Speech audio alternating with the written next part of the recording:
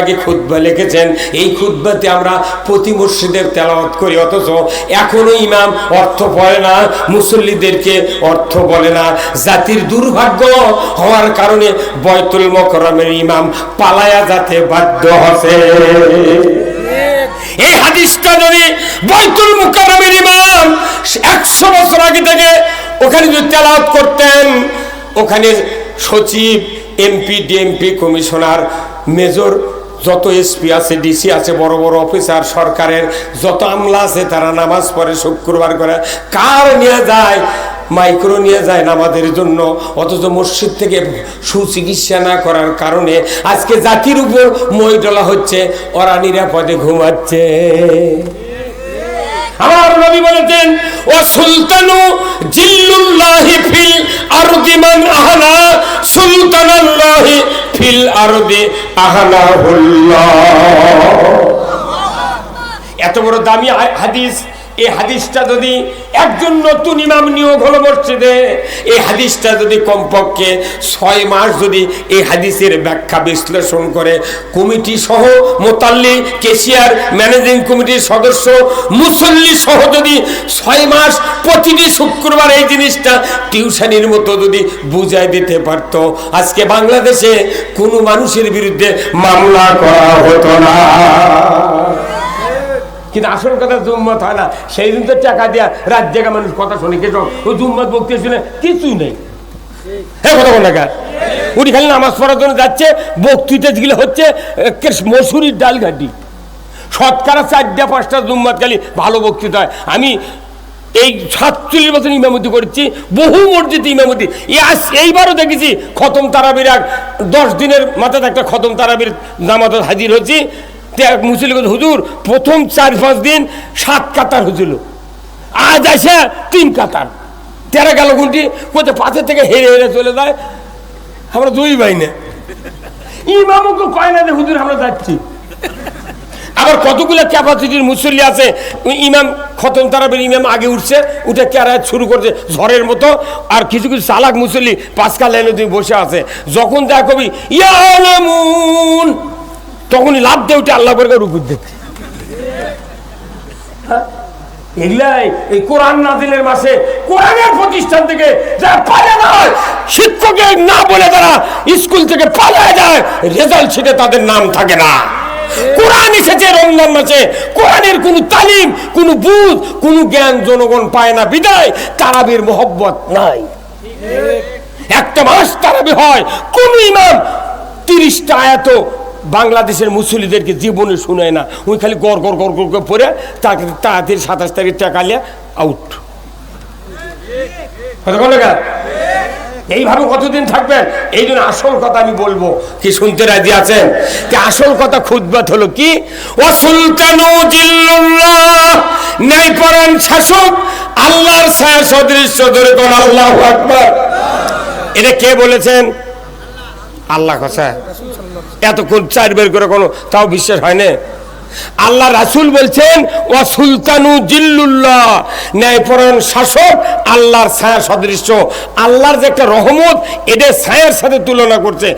তুমি যদি ন্যায়পরায়ণ শাসক কায়েম করো, কোরআনের শাসক ছাড়া ন্যায়পরায়ণ শাসক পৃথিবীর জমিনে কেউ কায়েম করতে পারে না। কোরআন দিয়ে তারা দেশ চালায়, এরাই হলো শ্রেষ্ঠ শাসক, এরাই হলো আল্লাহর ছায়া সদৃশ্য। জোরে করে আল্লাহু আকবার। ওয়াসুলতানু জিল্লুল্লাহি ফিল আরদি মান আহলা সুলতানাল্লাহি ফিল আরদি আহলাহুল্লাহ। জমিনের কথা 2 বার বলা হচ্ছে। জোরে কোন কয়বার? বাংলাদেশে এখন ভোট হোক, ভোট হোক, অনেকে আমরা বলতেছি তাড়াতাড়ি ডক্টর ভোট দাও, ভোট দাও। ভোট আকাশে হবি না জমিনে হবি? এমপি আকাশত হবি না জমিনে হবি? প্রধানমন্ত্রী আকাশত হবি না জমিনত হবি? দেখেন, 8 শব্দের অর্থ জমিন। ন্যায়পরায়ণ শাসক যদি জমিনে কায়েম হয়, তাহলে আল্লাহর ছায়াও কায়েম হবে, আল্লাহর দয়াও কায়েম হয়, আল্লাহর ন্যায় বিচারও কায়েম হবে। যদি বলেন ঠিক কিনা? যদি কেউ তোমাদের ভিতরে ন্যায়পরায়ণ শাসক কায়েমের বিরোধিতা করো, কিংবা ন্যায়পরায়ণ শাসককে অপমান করো, আমি আল্লাহ আমি রসুল বলে দিচ্ছি, তোমরা যেন স্বয়ং আল্লাহর বিরোধিতা করলে মাথা অট্ট হয়ে যাবি। ন্যায়পরায়ণ শাসক কায়েমের যারা বিরোধিতা করবে, নবী বলছেন তারা যেন আল্লাহর বিরোধিতা করলে, তারা আল্লাহর বিরোধিতা করে 6 বার হজ করছে, 12 বার উমরা করছে, 4 লাখ টাকার কুরবানি, 5,000 টাকার জুব্বা, 14 হাত দাড়ি, 12 হাত জুব্বা, টুপি দিয়েছে 4 তালা, আর কে কবুল করবে এগুলা? কথা কয় না রে, কে ভাই কে করবে? আপনি বিটিক বিয়ে দিয়েছেন, কতদিন থেকে ইরিকাটা পালসার গাড়ি দেবো, বা তুমি এই কয়দিন ধৈর্য ধারণ করো। ওই বউ আপনার বিটিক তুলে নেওয়া যায়নি, দৈনিক পেটে তোর বাপ বলে হুন্ডা দিবে। আমরা বিটি খালি করছে কে তোমাকে না কত ইরিকাটা দিবি, তুমি আমাকে মারো কে? দৈনিকই মারে আর কয় হুন্ডা দে, তুই কত ইরিকাটা দেবো? কথা কোন দেখা ইরি কাটে দিবার চাই তুই মারিস কে? আর ইনকা তুই দৈনিক বিটি মোবাইল করো, আব্বা তুমি হুন্ডা কি জন্য দিবার চা দিলে, আমার পেটন খায় মরে গেল। তো তাহলে এই কথা তো বাপ 2 দিন মোবাইলে বিটির মুখে শোনে, ওই বাপ আর হুন্ডা দিবি কেবার দিবি? কি কবি? তোর পেটর দম হুন্ডা। বিটি কবি বাবা তুই আমি সাই দিলি আয়, তো ওকে হমুন দিসটা কাঁদমু। আমাকে মনে করবেন না যে এই ফাজলামির জন্য এই দুনিয়া যাচ্ছি।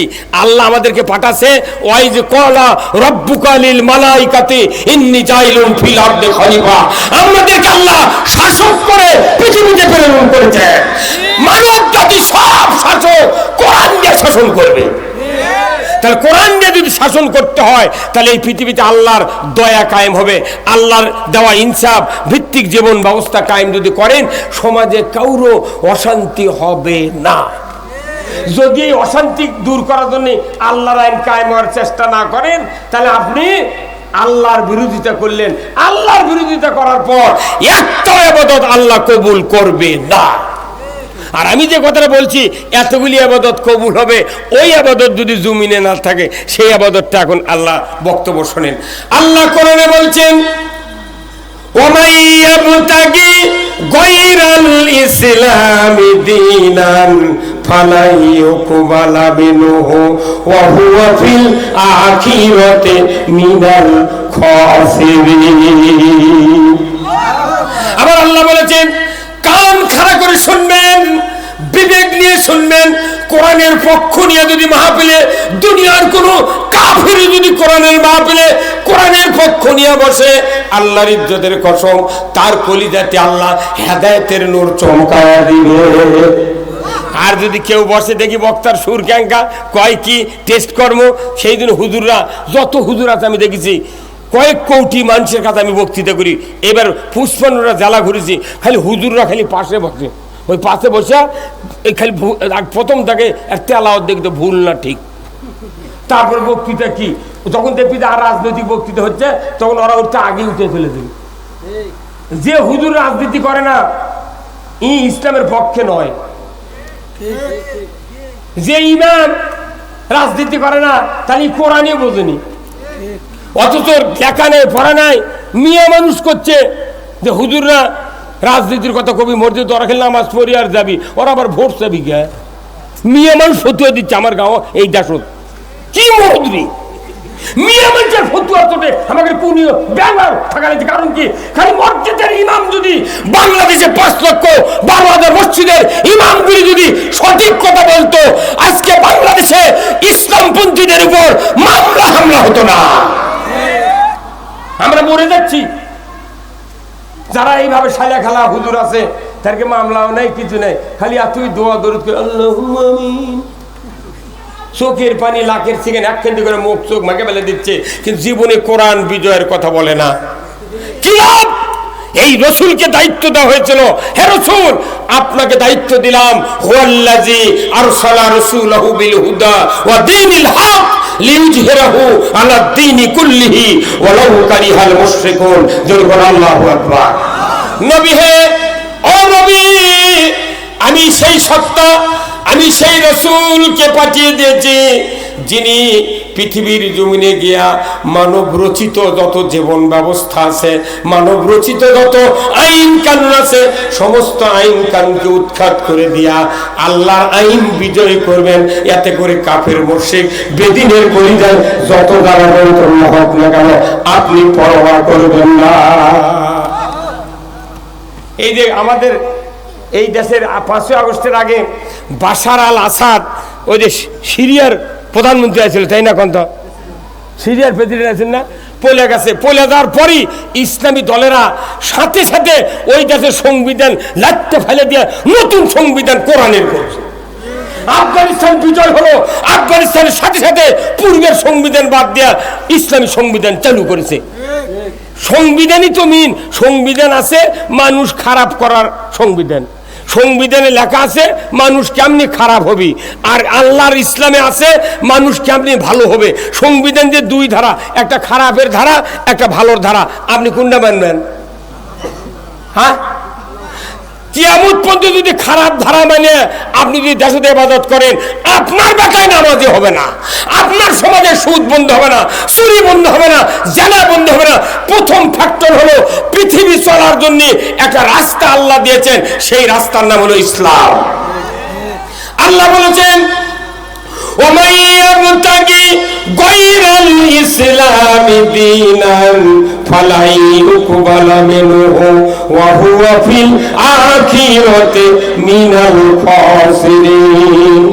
আমার আল্লাহ বলছেন, ও দুনিয়ার মানুষ, ইসলাম ছাড়া অন্য কোন জীবন ব্যবস্থা যদি তুমি মানো আর তার আন্ডারে যদি সন্তুষ্ট চিত্তে আমার ইবাদতগুলি করো, আমি আল্লাহ বলে দিচ্ছি তোমাদের কাছ থেকে একটাও ইবাদত কবুল করা হবে না। ইসলাম হলো মেইন ফ্যাক্টর। ইসলামকে যদি আমরা মেনে নিতে না পারি, ইসলামকে যদি বিজয়ের কাজ করতে না পারি, আমাদের কোনো ইবাদত আল্লাহর দরবারে কবুল হবে না। আল্লাহর ওয়ারেন্টি গ্যারান্টি সহকারে আয়াত নাযিল করে দিয়েছেন, বলা ঠিক কিনা? মালিক এর দুটার ওয়ারেন্টি গ্যারান্টি আছে, কমপক্ষে 280 টাকা দাম একটা করে বলের, আর যেটা ওয়ারেন্টি গ্যারান্টি নেয় 100 টাকা দাম এক বলের, ওর সাথে আরেকটা ফ্রি দিছে। ঘরত নিয়ে যা জল আছে খালি কুয়াশার লাগানো আলো। আর 32 ওয়াটের একটা বড় বাল্ব 350 টাকাতে কিনে এনে বাড়িতে লাগাবেন, আপনার ঘরে যদি 4টা জানলা থাকে, 4 জানলা দিয়ে কমপক্ষে 1.5 মণ আলো পার হয়ে যাবে। যেটা ওয়ারেন্টি গ্যারান্টি তার আলো বেশি, টিকসই বেশি, আর যার ওয়ারেন্টি গ্যারান্টি নাই ঘরের জ্বলালে কুয়াশা। হ্যাঁ, কতক্ষণ টাকা? আল্লাহর জীবন ব্যবস্থার গ্যারান্টি আছে, ওয়ারেন্টি আছে, আর মানুষের জীবন ব্যবস্থার ওয়ারেন্টি গ্যারান্টি নাই। যার কারণে যাই যখন ক্ষমতার যায় তাই তখন তারই ইচ্ছা মতো আইন পাশ করে। তোরে হলো না ঠিক কোন টাকা? বাংলাদেশে 54 বছরে 17টা প্রধানমন্ত্রীর কাছে, ডক্টর ইউনূসের দিয়ে 18টা, 17 বার আইন সংশোধন হচ্ছে। কেন হলো?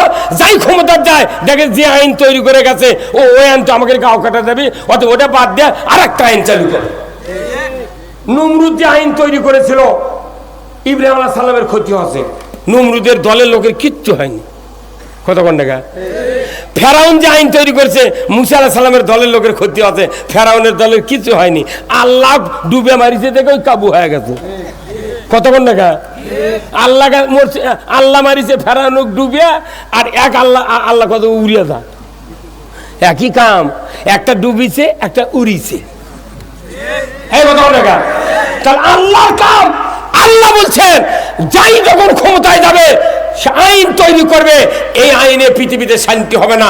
আমার আইন যদি কায়েম করো, পৃথিবীর অমুসলিম, হিন্দু, বৌদ্ধ, খ্রিস্টান, মুসলমান, পীর, তবলিগ, জামাত, বিএনপি, আওয়ামী লীগ, জাতীয় পার্টি, সব মানুষ নির্বিঘ্নে আইন মানবে, কারো কোনো ক্ষতি হবে না।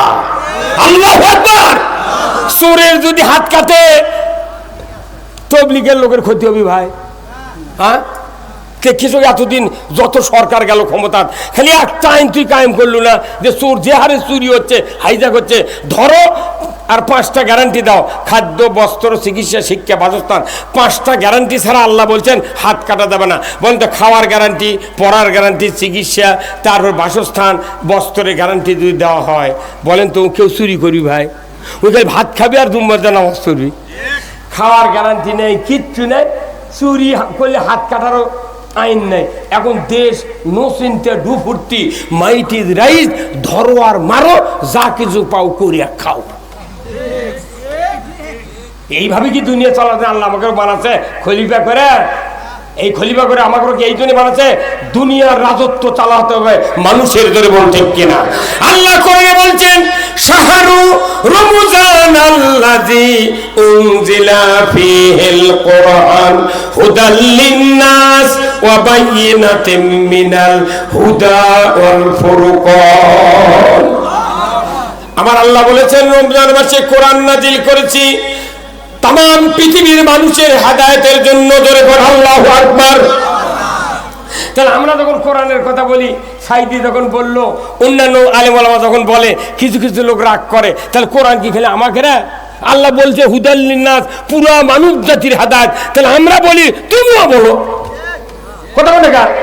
আমরা বলি তুমিও বলো, কিন্তু তা কবে না তোরা কোনুকে বাপরে বাপ নামাজ পড়ে কি সন্ধে আছে তাই আমাদের বিরুদ্ধে ফতোয়া দিচ্ছে। এই বক্তৃতা ঠিক মতো করতে হবে, এই ধর্ম ব্যবসা কি? আল্লাহ তো ব্যবসার কথাই কোরআনে বলছেন। কোরআন শরীফের প্রত্যেকটি কাজ হলো ব্যবসা, মানে ব্যবসার যেরকম লাভ হয় এই ব্যবসা করলে তার চেয়ে বেশি লাভ হবে। যেরকম আল্লাহু আকবার। আল্লাহ কোরআনে বলছেন সূরা সফ, ইয়া আইয়ুহাল্লাযীনা আমানু হাল আদুল্লুকুম আলা তিজারাতিন তুরিকুম মিন আযাবিন আলীম তুমিনুনা বিল্লাহি ওয়া রাসূলিহি ওয়া তুজাহিদুনা ফি সাবিলিল্লাহি বিআমওয়ালিকুম ওয়া আনফুসিকুম যালিকুম খায়রুল লাকুম ইন কুনতুম তা'লামুন। আবার আল্লাহ বলেছেন ঈমানদারকে ডাক দিয়ে, যখন কাদেরকে? ঈমানদারকে ডাক দিয়ে বলেছেন বান্দা তোমাদেরকে আমি এমন একটা ব্যবসার কথা বলে দেব না যে ব্যবসা কঠিন যন্ত্রণা গাদাবত থেকে নাজাত দেবে। কাদেরকে ডাক দিয়ে বলেছেন আল্লাহ? ইমানদারকে ডাক দে, কথা না বললে কথা বুঝতে পারবেন না। ইমানদারকে ডাক দে বললেন তোমাদের ব্যবসা শিখাবো, সেই ব্যবসা তোমাদেরকে মুক্তি দিবে, নাজাত দিবে। আবার আল্লাহ এই যে কয়েকদিন আগে বলেছিলেন ইয়া আইয়ুহাল্লাযীনা আমানু কুতিবা আলাইকুমুস সিয়াম, ইমানদাররা তোমাদের উপর রমজানের রোজা ফরজ করেছি। তাহলে রোজা যেভাবে আমরা ইমানদাররা মানলাম, ওইভাবে যদি এই ব্যবসা করার কাজটা যদি মেনে নিতাম, আমার বাংলাদেশে আরো 400 বছর আগে ইসলাম বিজয় হয়ে যেত। এটা মনে করেন দিনের সময়, এটা দিনের ইফতার মাহফিল হচ্ছে, মনে করেন এখন দিন আমরা সব রোজা আছি, ওই এখানে লোক আছে 3000, ওই কানির যদি একটা লোক যদি সিগারেট ধরায় ডারবি, তার 3000-এর মধ্যে 2999 জন লোক অরিদিক হয়ে মারমুখী হবি। এ বন্ধু ঘর হ্যাঁ কথা বল না, এই ওই কানি যদি ধরায় সব মানুষ অরিদিক হবি। এই তোর বিড়ির দুয়া যদি না করতে ঢোকে তাহলে রোজার ক্ষতি হবি, বিড়ি মকরু, রোজাও মকরু হয়ে যাবে। বিড়ি বন্ধ কর কর। এই 2999 জনের হুম করে ওই বিড়ি দরকার হাতের মধ্যে ডলে ফেলে দিবি। কথা কয় না ভাই, কি কথা বুঝতে পারছেন না? এটা কোন দিনের রোজার মধ্যে? তাহলে রোজার মধ্যে একটা লোক বিড়ি ধরাছে, মকরু কাজ, মকরু কাজ। বিড়ি খালে ইমান নষ্ট হয় না, কিন্তু এটা বিরাট ক্ষতি, ইবাদতের জন্য ক্ষতি। এই মকরু কাজ হচ্ছে রোজার মধ্যে। এই 2999 জন লোক ওর উপর ক্ষিপ্ত। আচ্ছা, এটা সামান্য জায়গা ইফতার মাহফিল হচ্ছে, তাতে গরম কি? আর সারা বাংলাদেশের 56,000 বর্গ মাইল হচ্ছে আয়তন, তার মধ্যে 2 ভাগই হলো পানি। কয় ভাগ? 56,000 বর্গ মাইলের মধ্যে 2 ভাগ হলো পানি, আর 1 ভাগ মাটি। 1 ভাগ মাটির মধ্যে সুদের ব্যাংক, চুরি, জেনা, তার মসজিদের ওই টাকা মারা খাচ্ছে, পুকুরে মাছ চুরি করছে, গরু চুরি করছে, হুন্ডা চুরি করছে, তারপরে সুদের ব্যাপারে হাইলাইট করছে, কত অন্যায় অপকর্ম হচ্ছে। তাহলে বিড়ি খেলে যদি চড়াও হন সামান্য জায়গার মধ্যে, তাহলে সারা বাংলাদেশে এই 9 কোটি লোক প্রতি বছর 1 মাস করে রোজা করছে। তাহলে 1 মাস রোজা করার পর সাথে সাথে আর বাংলাদেশে এই অন্যায়গুলি চলতে পারে না। কিন্তু দেখা যায় কো এদের বগুড়া আজকে 2 বছর আগে জয়পুরের রাজ্জাক মামা, মাথায় নষ্ট রাজ্জাক মামা, এই যে 2300 হুন্ডা দিয়ে লটারি বেঁচেছে বগুড়া জেলার। ওখানে পুলিশ আছিল, মিলিটারি আছিল, তার ডিসি আছিল, কত নেতা আছিল, চেয়ারম্যান, মেম্বার, এই বগুড়া জেলার কত লোক আছিল নেতা। একটা লোক কি মিছিল বের করছে? হ্যাঁ, কার টাকা পড়তে ওটা করবে? যে মহাস্থানে বলক দেশের থেকে আছে পরশুরামের সাথে যুদ্ধ করে ইসলামের পতাকা উড়ালো, এই মহাস্থানে, সেটি প্রতি বছর বৈশাখ মাসের শেষ বৃহস্পতিবারে 27 মণ গাঁজা খায়। সেটা আবার করতা ফেভারত লাগে কতক্ষণে রে। তো এগুলো অন্যায় যদি বন্ধ না করেন, এলে বক্তৃতা নামাজ দিয়ে কিছু হবে না। খোল দেয় এলে নিশ্চয়ই ওই যে দবির সাহেব খোলো, দবির ভাইদের খোলো, প্রত্যেকটা ইবাদতের 14 না রাষ্ট্র শক্তির সাথে জড়িত। রাষ্ট্র শক্তি যদি আপনার নামাজ কায়েম না করে, সুদ বন্ধ না করে, চুরি বন্ধ না করে, পর্দা ফরজ না করে, মহিলা বেল খোলা বন্ধ না করে, অন্যায় বন্ধ না করে, আমার আপনার বাবাও পারবে না। বরং সেটা আমাদের অপরাধ। এই অন্যায়ের বিরুদ্ধে প্রতিবাদ করা আমাদের অপরাধ। ওই জন্য একটা গোষ্ঠী আছে বাংলাদেশে, তারা কোনো দিকে কিছু কয় না। ওরা আছে ধরি মাছ নাচুই পানি, যা হয় যদি হয়ে যাক, ওরকে গাঁত মশাও পড়ে না।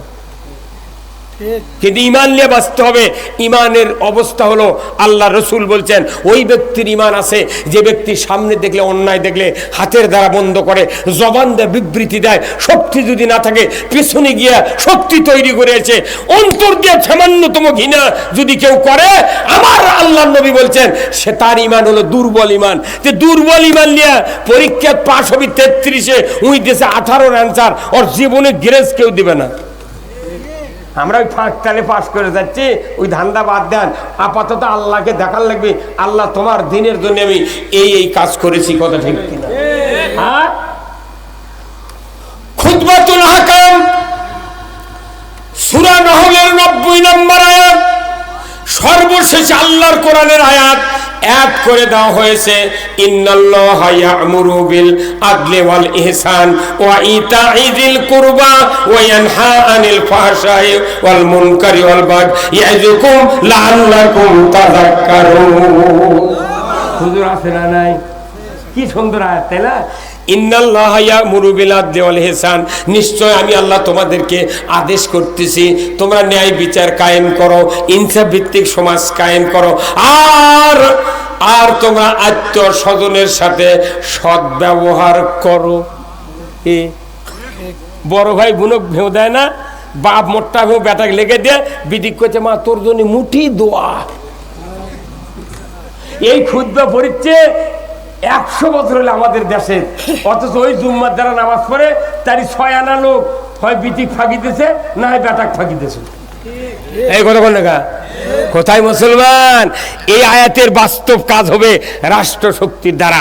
রাষ্ট্র বলবে যার বাবা আছে, সম্পত্তি আছে, ছেলে পাবে 1 বিঘা, মেয়ে পাবে 10 কাঠা। কেউ যদি অন্যায় ভাবে এই হক যদি নষ্ট করে, রাষ্ট্র তার ব্যবস্থা করে ওই হক তার কাছে পৌঁছায় দেবে। যেরকম আল্লাহু আকবার। তুমি বেটির জন্য দোয়া দিচ্ছ, ভালো, তোমার 4টা বেটা আছে, 3 বেটাকে তুমি 30 বিঘা জমি দাও 10 বিঘা করে, আর ছোট বেটা 10 বিঘা পাবি। অকন্ত বাবা তোকে 5 বিঘা দেন, আর মোট দোয়া খালি তুকি দেবো। 10 বিঘা পাবি, চাই দিয়েছেন 5 বিঘা, আর মোটটা দোয়া বাপের উঠিতেছেন। উই তখন কবি তোর দোয়ার কাম বাজেনি, তুই ভেউ কম দিলু কে? তখন রাত্রে খুন্তি দিয়ে মাটি খুঁড়ে লেওয়াল করে বায়ে পা উপর মুখ তুলে ওই মাথা দিয়ে পুঁতে থুবি। তো কোনো বাপ বেটার দোয়া দেয় না, খালি বিটিক দেয় দোয়া। কারণ কি? বিটি কিছু করে পারবি না, কারণ প্রত্যেকটা মেয়ে ছোল বাপের ভক্ত, কথা ঠিক কিনা? 4টা বেটা যে ভালোবাসে বাপকে, এক বিটি তার চেয়ে দ্বিগুণ ভালোবাসে। সেই বিটিকে আপনি ফাঁকি দিয়ে উমরা করেছেন, হজ করেছেন, আল্লাহ তুমি